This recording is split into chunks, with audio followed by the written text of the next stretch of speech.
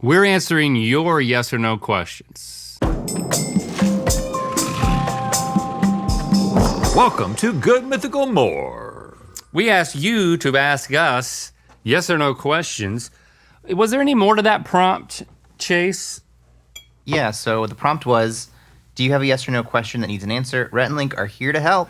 Submit your questions, and you will find out your definitive answer on an upcoming episode of Good Mythical More. Yeah. Okay. So we're looking for definitive answers. Definitive answers? Okay. Yeah. So we're going to basically just make the official correct answers to all these questions happen right now. Okay. And you can call me TM if you don't want to call me Tickle Monster. Oh, I was trying to make TM match up with Buddhist Elvis. Nope. That guy, he's done. He's gone. He's back in the Tibetan highlands. Okay. That's where he's been all this time. Yep.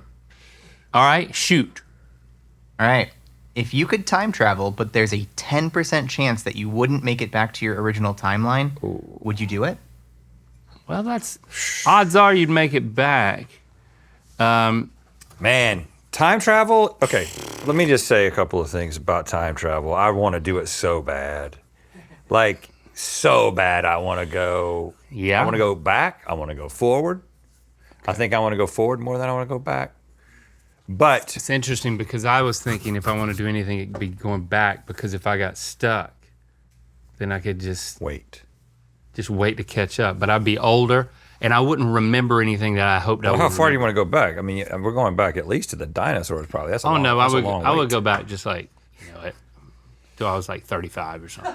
Okay, well, in that case, then you could just, because that is the question. So me and Jesse would have to sit down and we'd have to have a talk about this. And I would be like, baby, there is a 90% chance that I'm going to come back. And I'm going to come back a better man, knowing these things, having had this experience. You don't know that. There's a 10% chance that I'm not going to make it. So let's plan on that day and let's live our best life until the day of the time travel. Now, she would have to agree to this, obviously. She would. But if somebody says there's a 90% chance of rain, you're probably gonna see rain that day, right? That means, Yeah. I mean, come on now. Yeah. Come on now. Yeah, but there is a chance. 1 in 10 times you traveled, you wouldn't come back. But what are the chances that it's the first time? 1 in 10. Yeah. What are the chances that it's the second time? 1 in 10. It's always 1 in 10, even if it hasn't happened in the first 9. It's still always 1 in 10. Right? I wouldn't do it. I there's nothing I would want to go forward for. I mean, I'm curious, but Well, we know so much about what happened. Going back to the dinosaurs would be absolutely phenomenal. But you would But you would die be just like very quickly. Well, I mean, we're assuming that in this time machine we've got like the right oxygen mix or whatever. Or Oh there's no, some I just mean like breathing out. survival. Oh, okay. Well, I mean, or it's like, yeah, it's got dinosaur repellent on it. What I don't know. But I wouldn't best do case scenario, it's just a little bit different than Jurassic Park. Like we know, Yeah, we've seen the there's movie. lots of guesses about what the exterior looked like, and maybe it's more wild than we could have ever imagined. They had these incredible bright colors of skin and stuff like that we didn't anticipate, and they're not just like big lizards. That's still a cool story. But if you go to the distant future and see whatever it is that we evolve to, or if we even make it to the future, Your mind is blown. and then like what species replaces us and then evolves intelligence? Like, is it just like a roach world or something like that? I want you to do it. Yeah, and then I get to come back and I'll write a memoir about it. Yeah. But I don't know, maybe we should just send someone else. And then we can just read their memoir. But I want to be there. All right, fine. I'm My going. answer's no. I'm doing it, but I'm consulting with Jessie. She has to be on board with this. She's like, no. She will be. I'm not going to take the chance, but I'm not doing it. All right. Number 2, does listening to an audiobook count as reading it? Yes. Although I always do clarify that I'm listening to it instead of reading it. If I say I'm reading this book, I always say I'm listening to it. So technically no, but I don't think conceptually yes. like counting like credit as credit. I think that's the part behind the assumption behind this I'm not with. That's like, if you read, it makes you a better person to I other took it people. as like when This you isn't about read, it's other doing something people. specific in your Count. brain, Does it like count? imagination wise. And maybe like an audiobook eliminates that because somebody else is being directed to have specific voices and intonations and stuff like that. Well, let's talk about it in this context, because if somebody asks me, have you read X book? And I listened to it, then I say yes. 'Cause I don't they're say, asking, yes, I've listened to it. are you familiar I'm familiar with it? with the contents. So we can talk I've about it. processed the contents, maybe in a different way than if I read Yeah. it. If I'm talking to someone about a book, it's coming from me, I clarify that I'm listening to it, not reading it, because I understand that there's a difference. But why does that matter? Why do you have to do that to them? It shouldn't matter to any. That's what I'm saying. It shouldn't matter to anyone else. Well, because Unless there's like a performative nature to saying you're reading it. No, because sometimes people say, in fact, I was talking to somebody recently about this. I read the first two in that Brandon Sanderson trilogy, and then there's the third one, and then somebody was like, "Oh, I listened to the third one." I think it was Lucas, and he was saying that the performances are really, really good. And I was like, "Yeah, it was tough for me. They're so long. It was tough for me to get through those." So maybe listening to them, and then I get like the benefit of the performances. So by clarifying that that's the case, sometimes there's something special about either the written version or the audiobook version that is relevant to the conversation that you're having. Because people might be like, oh, you should listen to the Book of Mythicality because this, or no, you should read the Book of Mythicality because there's all these charts and stuff that Link and Brett couldn't talk about in the same way. You know what I mean? Sometimes it helps to clarify. Reading and listening to an audiobook are not the same thing. They aren't the same thing. They are different things. But they're more different sometimes depending on the book. If you set a New Year's resolution to read one new book every month of the year, and then December came along and you had listened to one new book every month of the year, would you feel like you hit your resolution? Yeah, I mean, I want to encourage myself. I think your resolution has to be more specific. When it comes to that, then you have to say either listening or reading. But I will say that I do feel a little bit guilty when I'm just listening to it. So a part of me is acknowledging that it doesn't quite count as much. Yeah. But sometimes when I'm reading a book, I'll have gone through a whole page. I'll be like, I didn't listen. I mean, none of that hit my brain. I've just been sitting there looking at words. You know, it's the same thing that happens when you're listening and your brain drifts. So I don't know which one's better for me, actually. It's not the same thing, but it does count if you're trying to make it count for some reason. But I think we need to focus on not worrying if it counts. So we're going to say this is an NA question? It's rooted in performative culture, and it doesn't matter. Do what you want to do with the books, but it is different. But this makes me think about a tangent here, another tangent, and that is, do you see this Reddit thread where they just take pictures of a bookshelf? And then, And what? usually I don't subscribe to this subreddit, but it pops up in my like home feed. And it's basically like, guys, first date with a guy, this is his bookshelf. Am I in trouble? And so Okay. you just basically take a picture of all the books that somebody has, usually in the context of you're just getting to know them. Yeah, that's smart. And what does this say about It's a this little person? invasion And- of privacy. And then the posting it? discussion underneath is always so interesting because people have this whole thing about like, well, just because you have a book doesn't mean that you subscribe to its content. Sometimes you just want to be familiar with the content. Exactly. And Wait, then just people are like, if you follow someone on social media, it doesn't mean you agree with them. let's talk about Tangent that. within a tangent? Tangent within a tangent. But go ahead. But then people are like, I can tell that those books haven't been read, so those books are on the shelf to have to say something about you. And you actually, what it may say about you is that you have the intention of reading a lot of books, which has actually been scientifically shown to be better than not having the even just having the intention to read books is better than not having the intention, even if you didn't end up reading all of them. So I think that's interesting. I think we should open up we should lower the threshold for reading and exposing yourself to long form content. So shaming people about listening to books We shouldn't do that. We should be like, yeah, it counts as reading. I mean, not really, but yeah, it counts as reading. But not really. All right. This is tough. Is 2 hot dogs equivalent to 1 burger at a cookout? That's a good question. If there's hot dogs and burgers at a cookout, I always get one of each. Always. I don't make a choice between. But yes, it is, because if you were to get, you're not going to get 2 hot dogs, because then it's like that's equivalent to eating 2 burgers. But if I've had a hamburger and a hot dog at a cookout and I'm still hungry, I'm always going to get a second hot dog Because it's half of a hamburger. because it feels like less. It feels like less. Yeah. I know it's not though. In fact, the meat is much worse for you. I'm 'cause it's usually so going to processed. just get 2 burgers.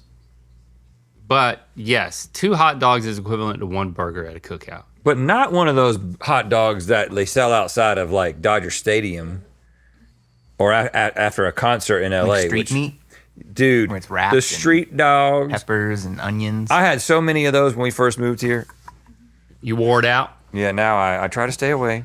Something about the smell, it's not just a scent anymore. I don't know. I used to think it smelled good. Now I don't like it. You don't like the smell of onions, hot dogs wrapped in bacon, cooking on a grill? There's something in it that's not.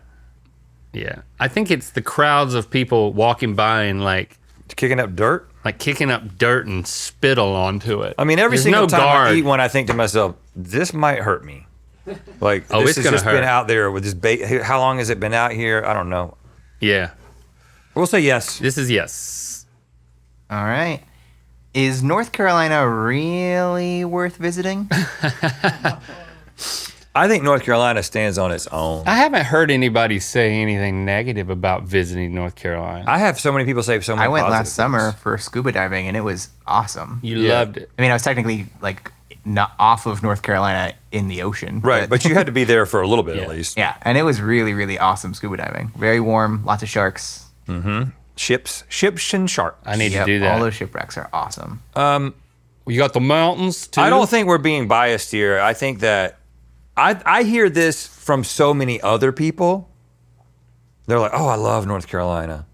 Oh, you got the coast, you got the mountains. Asheville, Wilmington, Raleigh's cool too. Durham, Chapel Hill. Yeah, Rhett and Link are from there. We're not big fans of Charlotte. We will say that. Yeah, I don't know why. we'll double dog down on some Charlotte. We're Charlotte haters, but even though it is the most populous city, Yeah, yeah. so we're offending more people in North Carolina than we could otherwise. But yeah, it's definitely yes, worth visiting. Yes. Do you guys have any hidden talents? You don't have to show them. Well, Just have to I answer. mean, it's right here. Like I didn't realize that I had it in me. That I still had it. I mean, you're a good tickler. I might say I have some private talents. I don't want to hear no private talent. But I feel like that's different than a hidden talent. Yeah, I'm not hiding it. I'm just keeping it private. good. So outside of that, Hidden talent. I don't think there's anything that we can do that we haven't tried to see if somebody's into it on the internet. I mean, think about it. We've been doing Yeah. this for so long. Hidden. If we're good at something, you've seen it.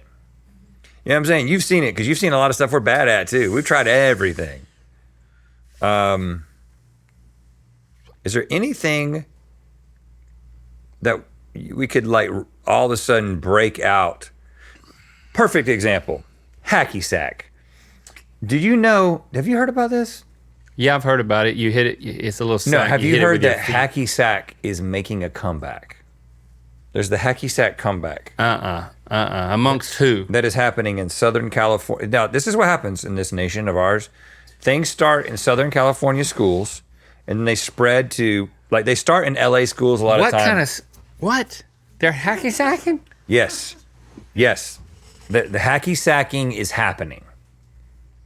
And it's spreading. hackening. It is spreading. And my theory is just like so many things spread from Southern California. Like skateboarding. we would get things that happen in California in North Carolina like 5 years later. But with the internet, it happens a lot faster. Right. So I think it's a good thing. You've got kids elevating their ankles. Elevating their ankles, yep. You And know, they're making up elevating their names. knees. They're making up names of the tricks and stuff in the same way that like skaters did back in the 80s and 90s. So we used to hacky sack. Ah, no, we didn't. No, we weren't. I wouldn't say it was a talent, but we had a hacky sack. We had a hacky sack in middle school. Me and you? I had one, and we would like start doing it a little bit No, sometimes. I was never able to do that. You never. I had a participated? skateboard, I had a yo-yo, I had a pogo ball, but I never had a hacky sack. Okay, well maybe we should get one. You might find it's a hidden talent. You got to be able to stand on one foot while like doing awkward angles with the other one. I don't think we have any talents that have been hidden from. Nope. The answer is no. Are pigs the most aerodynamic farm animal? They're hairier than you think when you get up close to them. But They're if you shave a pig down and slick it up, yes. I mean, a goose is pretty aerodynamic. I was about to say a bird. I mean, like a A chicken. duck is pretty aerodynamic. Yeah, a chicken. Is a duck a farm animal? I mean, I guess technically. Yeah. But a chicken is like, a chicken can get tight. A chicken is not And as like- aerodynamic as a duck. Right, but a chicken can tighten up and be like a bullet. A goose is the most aerodynamic farm animal. A rat's pretty aerodynamic. Like you could put a chicken or a goose or a duck in a wind tunnel, and once it got its wits about it, it would put its wings out and stay. Oh, that would be A cool. pig is going to be flopping all around that wind Are tunnel. you sure when the goose put its wings out, it just wouldn't go and then just hit the back of the wind tunnel? I bet you this has been done. Yeah, just throw a goose in. I the think wind a tunnel. goose slowly adjusts. If you start from zero, Yeah. I think it's just I think it's like a treadmill. Okay. So I'm gonna say no on this. Carney, have you ever played a clarinet before? No. Yeah, that was bad. dude. It was tough. I know. You'd think if you can play a saxophone, it's the same Does it reed, feel the right? same in the mouth? You should be able to play. I practiced a couple minutes before I got out there, and there's some footage of that on Mythical Society if you'd like to see it. We heard it in Oh, the park. really? We heard it in the parking lot. That's where I was. I'm sorry. Gosh, you heard this. And I thought Link was playing some smooth jazz. Yeah. it was difficult. I thought it would be the same, but yeah. Pigs are smooth, but they're not Oh, well, okay. aerodynamic. I thought we were playing some rough jazz. So this Yeah, is it a was no. pretty rough. No, they're not. No, they're not the most. It was up for grabs there for a minute, but they're not. Have you ever thought, this is it? How are we going to keep this channel relevant after this? No, I don't. After I what? This is it. This is as relevant as we're ever going to be. Well, I definitely thought that. Oh yeah, you did? I don't allow myself to think such thoughts. They're not productive. It's fear-based. I don't know. I don't think there's ever been a point where it's like, this is it. I think that there have been points where we assumed that at some point that it would be hard for us to keep doing things because that not enough people would care. But Yeah. you fools just keep caring. Thank goodness. Enough of you keep caring So for we're us gonna to give that- continue being able to do it. We're going to give that a gentle no. Yeah. No. All right. Should you need a license to use the internet? To use the internet. I don't believe so. Man, I mean, I like the openness, but like, yeah, but being able to take some sort of a class, like a little orientation to, I mean, don't be trusting. I do think that we could be in a better place if everybody, especially as it relates to like social media influence on worldview and People posting. issues-based stuff. Like, obviously, this is a big challenge for people just finding whatever they want to reinforce whatever it is they want to do and believe, and you can find anything, and it's just human nature to like get in where you fit in and double down, and it gets real sad and gross and nasty. And so, yeah, I mean, a little bit of a class could go a long way, but here's the problem. Only certain groups, maybe even state governments would do this. and then it would just, it would widen the divide. That's the problem. If we had everybody have to like show some level of aptitude in order to disseminate information on the internet, then what would happen is the people who have the power and the money would gain even more of a voice. Yep. So the trade-off is everybody has a voice, but that means that everybody has a voice, and now people can make you think things that aren't true. The thing is, this is use the internet, not post on the internet. Everybody should be able to see the internet. Everyone should be able to see it. No, I'm saying you shouldn't even be able to see it.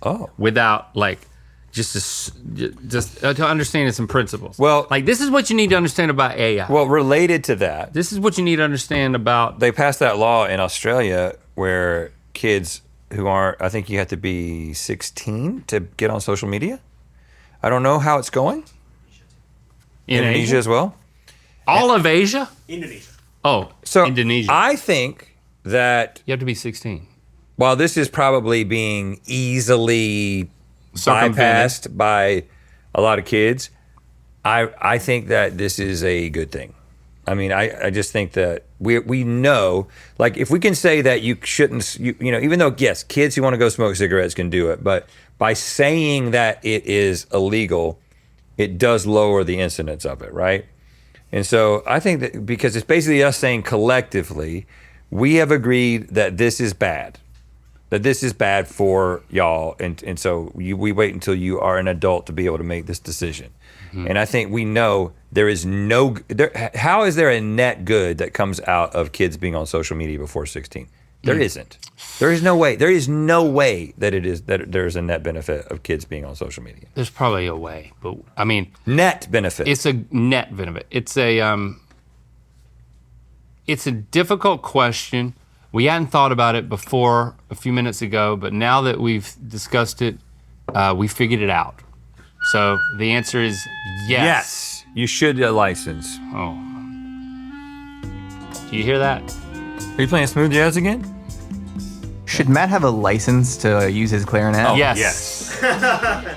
Get your food fix on the Mythical Kitchen channel now. We spent $176 at Whole Foods, and this is to make macaroni and cheese. How is anybody surviving right now? But we spent $42 over here at Dollar Tree. God, this is the first time it's really existentially bummed me out to look at the groceries and how much we spent on them. Anyways,